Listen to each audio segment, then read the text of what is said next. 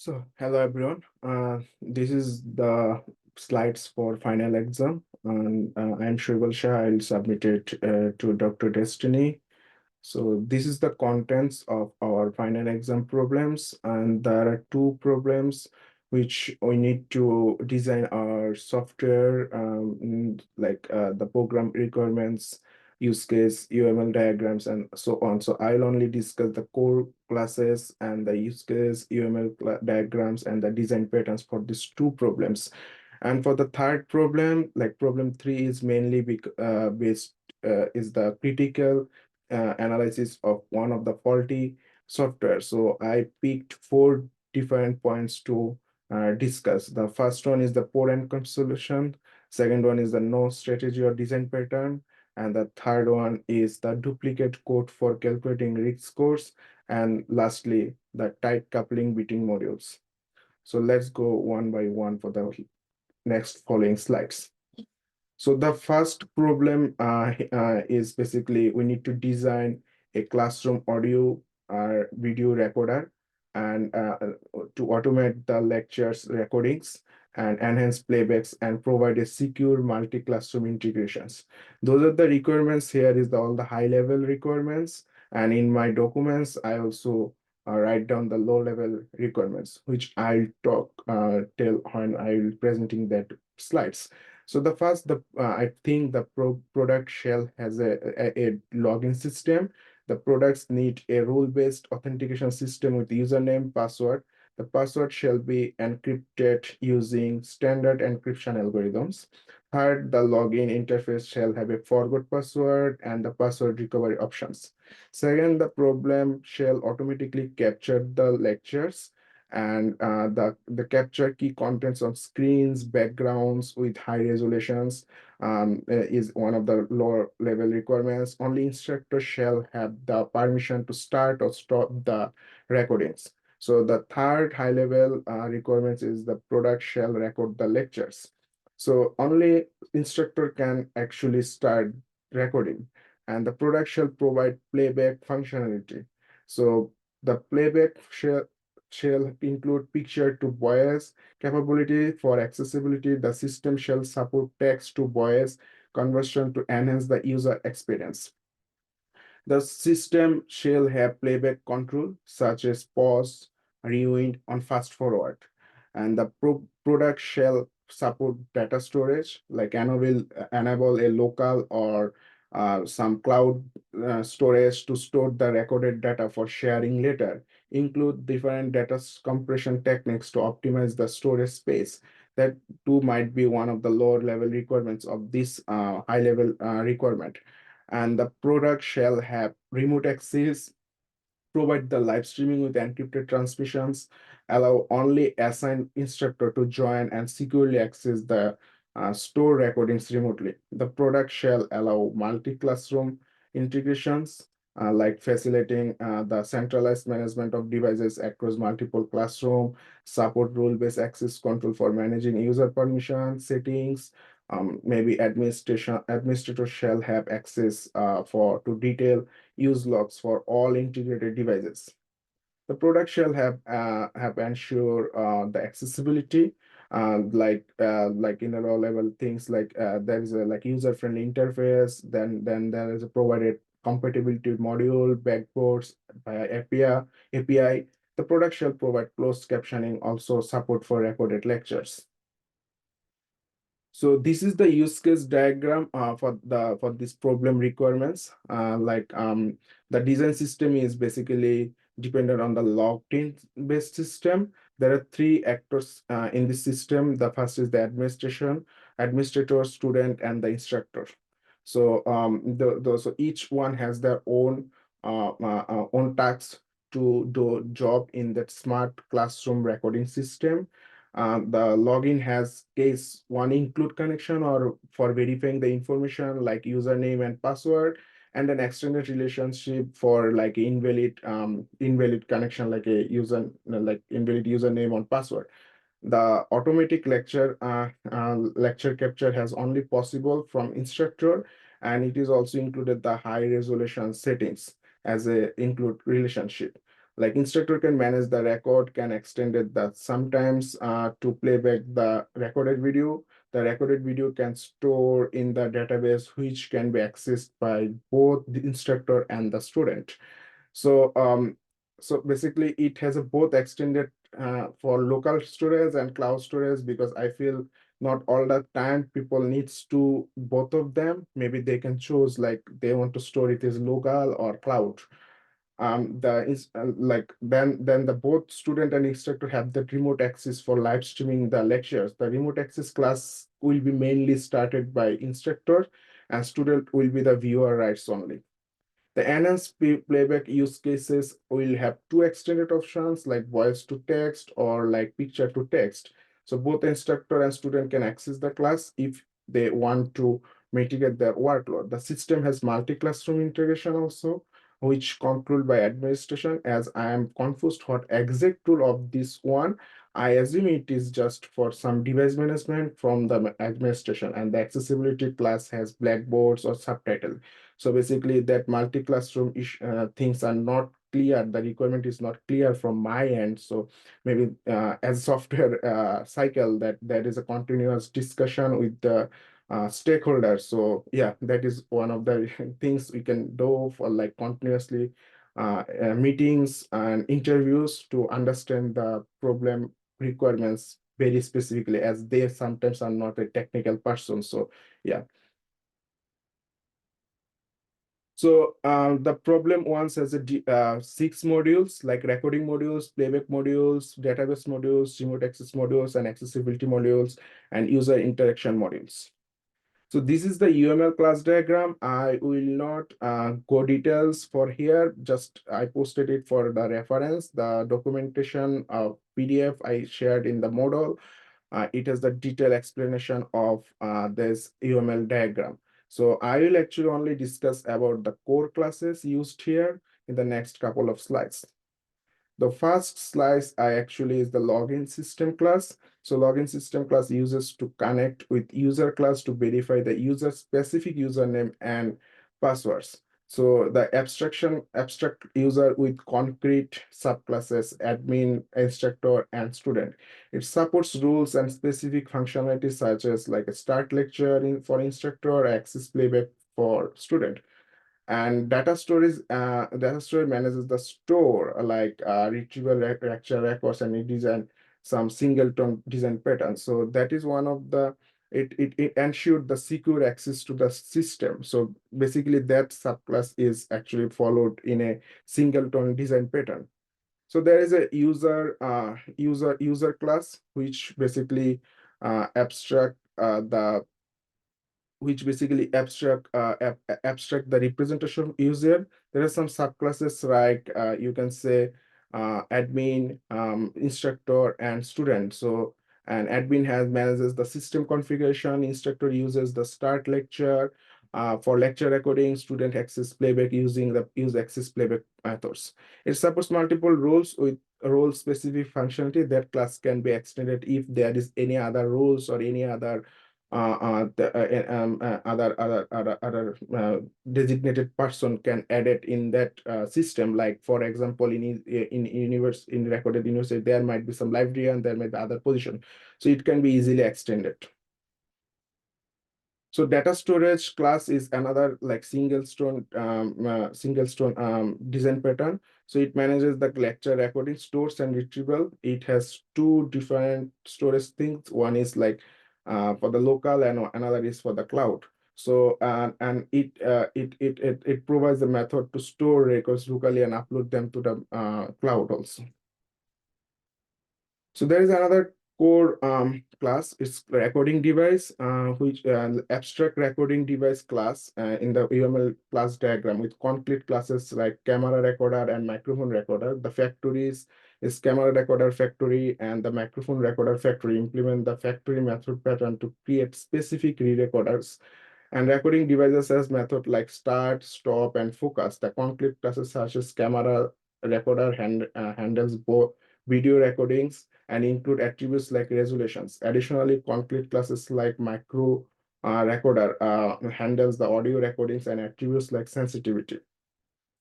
So another major class is the playback system. So abstract playback feature in the UML class diagram with concrete classes for text to voice playback and the picture to voice playback. So the playback feature class represent the playback features for recorded content and defense method like play or pause. Text to voice playback converts the text to voice during playbacks, and picture to voice playbacks converts images to voice during the playbacks. So playback factory is an abstract factory in the design and which declares methods for creating playback feature and recording devices. So concrete factories like text playback factory create text to voice playbacks and camera recorders. On the other hand, picture playback factory creates picture to voice playbacks and microphone recorders. So playback manager manages all the playback functionality and integrates it with the playback factory and provides the methods to enrich the playback with text or picture narrations. So the last another one is the remote access manager that manages the remote access and streaming the recorded lectures with secure data transmissions uh, and the accessibility like this class like also there are some other additional features like accessibility which enrich the non-native users by generating subtitles. So those are the other classes I discussed in the documentation I shared. So the that slides will discuss about the design patterns so design pattern that will actually really needs for us as both login system and data storage are follow the singleton design pattern. So but that singleton design pattern has centralized control for managing user authentication and shared data storage, and that will restrict to access sensitive data it also simplify access as components and don't need to manage object duplications. And here I just show the database one. The login can be found in the documentation. This is the factory design pattern I used for recorder devices. Recording device factories, which already I mentioned in the last classes descriptions that factory recording device factory is the abstraction class here, and they have two concrete classes. One is the camera recorder factory, and then another one is the microphone factory. So together follow the factory method pattern. It decouples the creation of specific recording devices. It allows easy accessibility if there is new recording devices, like for example, screen recorder or screen factory can be added easily. So client could only interacts with the recording device factory interface. And next I'll discuss about the abstract factory. Like playback factory is follow the abstract factory, and abstract factory is the abstract interface, which is centralized abstraction that defines the method for creating a family of related objects. The methods create playback feature, creates a playback feature and create recording devices. And creates the recording device. It will ensure the client code is decoupled from the specific implementation of playback features and recording devices. So the playback factory and the picture playback factory are the concrete factories of the abstract factory design pattern. Playback feature defines the interface and for the playback features such as play, pause, it implemented by specific playback classes, text to voice playback and picture to voice playback. Defines the Recording device defines the interface or recording for recordings devices with methods like start, stop, and focus. Concrete implementation are camera recorder and microphone recorder. Concrete products are playback features for example text to voice playback and picture to voice playbacks. Picture to voice playbacks class. The reason to use it, new factories can be added without modifying existing of factories, without modifying existing code of factories. So now we will discuss about the second problem. The problem we need to design an autonomous window cleaning robot. that will clean the robot efficiently. Here I only document the same like as problem one, the high level requirements. The product shall autonomously clean windows of varying size and orientation. The low level requirements for the high level requirements are like robot shall operate a surface with dimension. Robot shall adjust its cleaning mechanism based on the detected window orientation, and the robot should automatically transition between wet and dry cleaning modes during a single cleaning cycle. The second requirement we can take for this problem is the robot should able to detect and avoid obstacles during the operations to ensure any uninterrupted cleaning. The low-level requirements for this point is the robot might use some sensor, for example, like ultrasonic, maybe some cameras, some lidars to detect obstacles within a fixed radius. The robot shall pause cleaning and notify the user when an unresolvable obstacle is encountered. The robot will read out with its cleaning path if within a given time, like settings may change by the users of detecting an obstacle. And the third requirement may be the robot shall optimize the cleaning paths to ensure efficient cleaning of the window surface. The low-level requirements can be like the robot scan the window surface at starting to create a cleaning map. Also maybe robot can shall record the completed areas and avoid revisiting the same cleaning areas. The fourth one, maybe the product shall real-time status update to the user. Like for example, if there are any in the low level, so like there are some processing bar, we can like notify in the screen, like how much screening is done, screening is completed, like cleaning is completed or not. Robot shall display the battery and the battery levels in some LED screen and some mobile app. The robot shall provide low battery notifications also. And the fifth requirement is the robot shall provide track of cleaning stuffs, like robot shall include repressible cleaning pads, send notification to refill the liquids before empty. The robot shall have a detachable water flood cleaning solution refills. And the last one is robot shall provide a GUI for monitoring or settings. So there might be some custom settings and reschedule to clean a particular window. So this is the use case diagram for the problem statement. So basically here I assume there will be two actors. One is the users and there is the robot itself, because and the user will actually control the settings, interacting with robot and other manual notification if robot encountered any of the any issues. The other one is robot itself, because it works autonomously, so he needs to communicate with within the system. So the user can sometimes start cleaning at the beginning by pressing a button in the interface. Once initiated, the cleaning process begins automatically. This will only work when in some case robot might be out of power and any previous configured settings are applied, and user can also adjust those cleaning settings. That's why start cleaning always include the settings. The robot can automatically track the cleaning suppliers.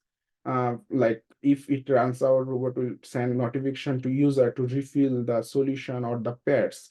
So that's why these two connections are extended to track cleaning supplies as well as direct connection with the users. The autonomous clean window will start cleaning process. It represents the core functionality of the robot and cleaning windows autonomously, efficiently, and safely. Before cleaning, the robot continuously detects and avoid obstacles so that there might be an include case. And robot also determines the window dimension and adjusts the operation before starting cleaning. So that function should be always in included relationship. Additionally, the robot calculates the most efficient cleaning path to minimize time and energy uses. The autonomous cleaning window include the real-time update and notify the user about the cleaning. For the detect and avoid obstacle, the robot extended pause and notify user about obstacle and read out the cleaning path. by itself. Each connection has extended connection because it will execute in some special cases, not every time. For the rerouting and cleaning path, it must need to include the optimized cleaning path function class to recalculate the cleaning path. The real-time updates have two major extend class. One is to send the battery status, and the other is the cleaning process status, like for example, 10%, 20%, and the cleaning complete. So it will keeps the user informed about the robot status and ensuring the transparency and usability. So those are the modules for those robot, like controller module, robot module, cleaning strategy module, obstacle detection module, and I name it as a tool factory module, all the other things. And this is the UML diagrams.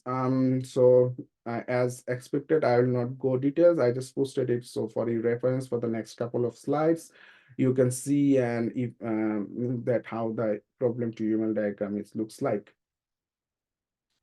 So one of the core classes here is the robot controller classes. So this is like which follows a singleton pattern. So as it acts is the system central controller.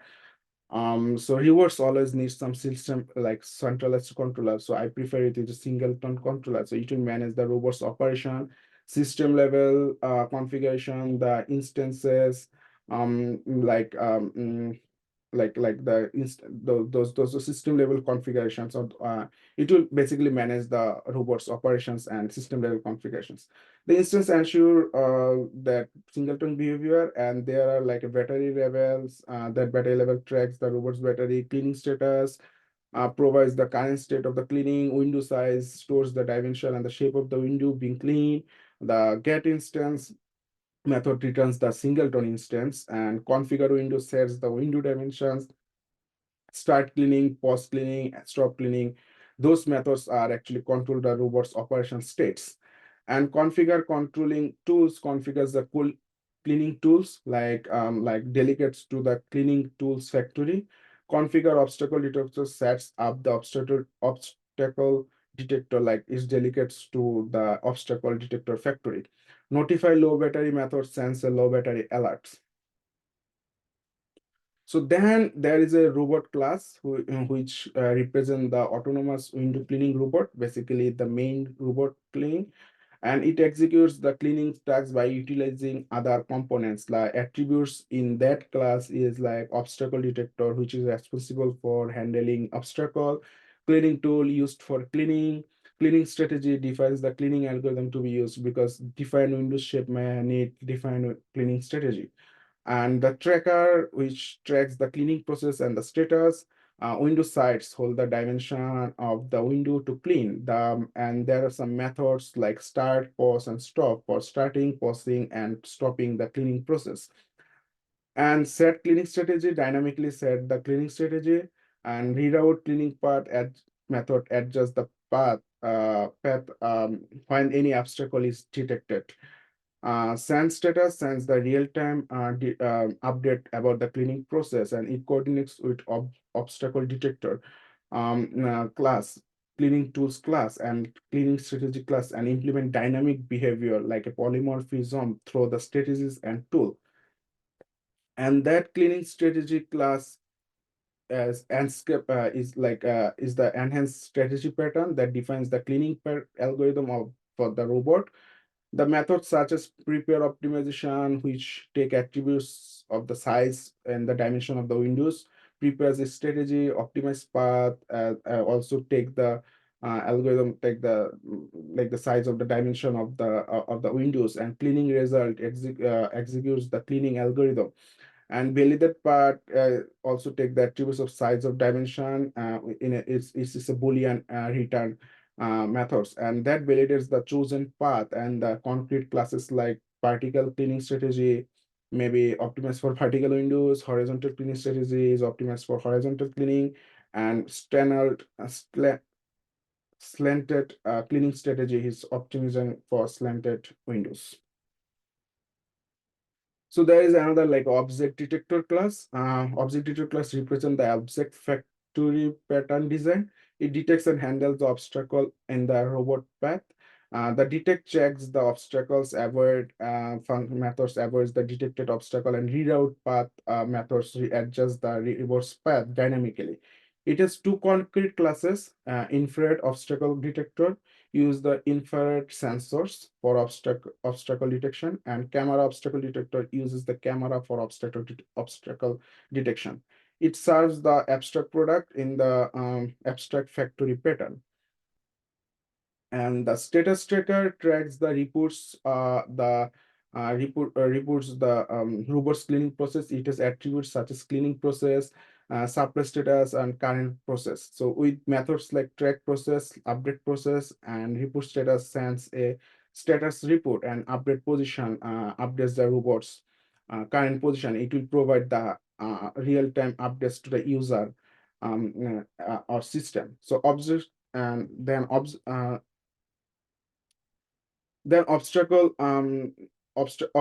detector factory class dynamically creates and configure those cleaning tools, and it also provides instances for cleaning tools like cleaning path, cleaning solution based to the tool tab.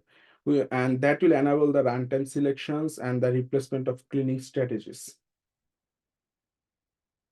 So those are the some design pattern I used. Robot controller uses the singleton pattern, and the robot controller ensures that only one instance manages the robot, and this guarantees centralized control and prevents multiple conflicting configurations. It allows a single access point to control the robot's operations while ensuring consistency. So that one is like a factory design pattern. The cleaning tool factory dynamically creates the cleaning tools that will ensure the system is not tightly coupled to the specific tools. And cleaning tools is the abstract product, and cleaning pad and the cleaning solution are the concrete products. Cleaning tool factory creates these products and return them to the system. With that, new cleaning tools can be added, like for example, like stream cleaner, without modifying the existing factory logics. That one is the obstacle detector factory, which follow the abstract factory design pattern, which enables the creation of different types of obstacle detector, like from the infrared cameras. This provides flexibility in adopting the robot's obstacle detection capability based on the environment. The robot doesn't need to know the specific of the obstacle detector. It simply uses the factory to obtain one.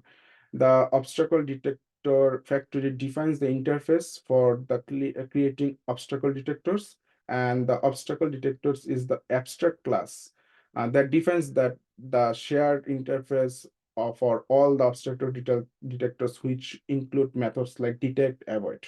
The inferred factory and the camera factory are the concrete factories that implements the obstacle detector factories. The infrared obstacle detector and the camera obstacle detector are the two concrete products in the UML diagram, and from the obstacle detector and implements obstacle detections.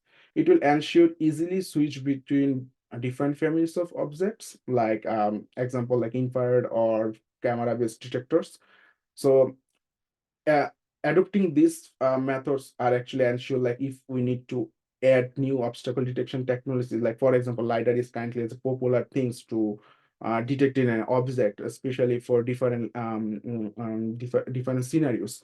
So we can extend those things easily, like in the software perspectives, if we require to new concrete factories. So, and we don't need to modify our code existing. So those design patterns ensure that our system works both in like in security wise, because robots are really some things like you need to think about the data or the security, and as well as like any future extension might be easy for the developer to expert. So this is the last problem. Basically, this is already developed one software which found some of the problems, and we need to already find the problem. So we need to we need to propose some solution to solve those problems.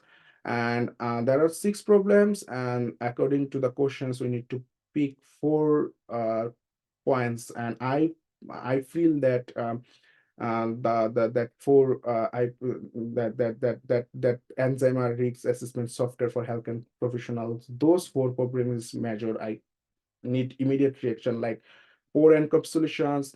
There are no strategy or design pattern. So basically, there are no code reformation and not easy to extend. And there are duplicate code for calculating risk scores, creating redundancy, and there are tight coupling between modules, which is hard to implement or extension. So this is the first one. Like there are some poor encapsulations noticed, like where the classes are public attributes allowing the uncontrolled access and modification. The lack of encapsulation actually allows those uncontrolled access to the key contribution, which may be leading to potential inconsistent or invalid object states. That problem will hamper for the data integrity, especially the whole system will be faulty because all the class may contain many sensitive data. So to solve that problem, actually, we can make all the attributes of key classes like conjunctive test, genetic analysis, lifestyle evaluations are private or protected. We can actually implement getter or setter method to control the access and modify the attributes. These methods will act as a control gateway. We can use setter method to validate, sanitize the data before it is changed, ensuring the object remains in the valid states. That will enforce a additional validation. We can use decorator or properties, which is really popular in nowadays, especially for the Python. Now I know that object-oriented programming is mostly in the Java, which is also supporting those decorators. So we can use those decorators to ensure the simplifying the control axis. The second problem is there are no strategy or design patterns. So basically, it's the hard coding for conjunctive test. Actually, those things are violates the principle which restricts software to extend or modification easily. If new test algorithms need to be added and existing one modified, so significant code changes are required and increasing the likelihood of introducing new bugs. So using a strategy or design pattern allows dynamic switching between conjunctive test algorithm, as they get the problem in the conjunctive test algorithm without altering existing code base, fostering scalability and flexibility. As a result, the system cannot dynamically adapt it to changing the requirements, such as supporting new conjunctive test. So to solve that problem, we can introduce a base interface or abstractions. So that defines the contracts of all the conjunctive cognitive test algorithm. This will ensure consistency and provide a clear structure for implementing new algorithms. And implementing specific algorithm for the separate classes, like we can encapsulate each cognitive test algorithm in a separate class that implements the interface that ensure each algorithm is isolated and reusable. Then the abstract algorithm selection with a factory eliminates the need for hard-coded decisions by centralizing the logic to determine which algorithm to use. And that keeps the main application's logic clean, I guess. And lastly, the main application logic only interacts with the factory, the common interface, and without knowing the specify the algorithms. This makes the system adaptable and easier to extend. The third issue I want to talk is the duplicate coding for calculating risk scores, and that possible imbalance for the redundancy, no isolations, the calculation functionality from other modules. So to solve that problem, we need to define a risk score as service. The service handles the core calculation logics and need to develop a single inference for use across the system. And next, we need to refactor all the modules to use the service and refactor all modules that perform risk scores calculations to use the centralized service. And that refactoring will actually eliminate the redundancy, and that will ensure the consistency of the system. So last problem is that the coupling between the modules, and that which such as like the risk analyzer class directly interacting with the genetic data class, which actually directly violates the fundamental software design principles. And the key problems basically happens with the tight coupling. The risk analyzer class is not only responsible for analyzing risks basically, but also maybe depends on the implementation details of genetic data. And any changes in genetic data implementation might ripple through risk analyzer, which makes maintenance harder. So violation of the open close principle of the software, adding new risk subfactories like modifying the risk analyzer classes increase the risks of introducing bugs and violating extensibility. So solutions might be we can introduce a interface or abstract class to represent the genetic risk factor. The risk analyzer will then depend on the abstraction rather than specific implementation like genetic data. We need to implement individual risk factor classes like genetic data, lifestyle data, or maybe environmental data that adheres to the abstraction. Each risk factors focuses on a specific logic, adhering to the single responsibility principle. We can composite in risk analyzer that refactoring the risk analyzer a collection of object. That makes risk analyzer extensible as new risk factors can be added by simply modifying additional implementations. We can inject the object into risk analyzer at runtime, like constructor injections, I think is the best solution. Decouples the risk analyzer from the responsibility of instating risk factors. So that is the overview of the all the problems. So that slides I got from the template actually I got from Slides Go. And if any question arise or anything need to discuss, that is my email. I posted it here. And though all the design I design which I feel the best according to the description of the questions. Maybe there are some question, there might be some discussion might happen, and I feel free to discuss about those. Yeah, thank you very much, and thank you for teaching us that course. I learned a lot actually about the software design from that course. Thank you very much.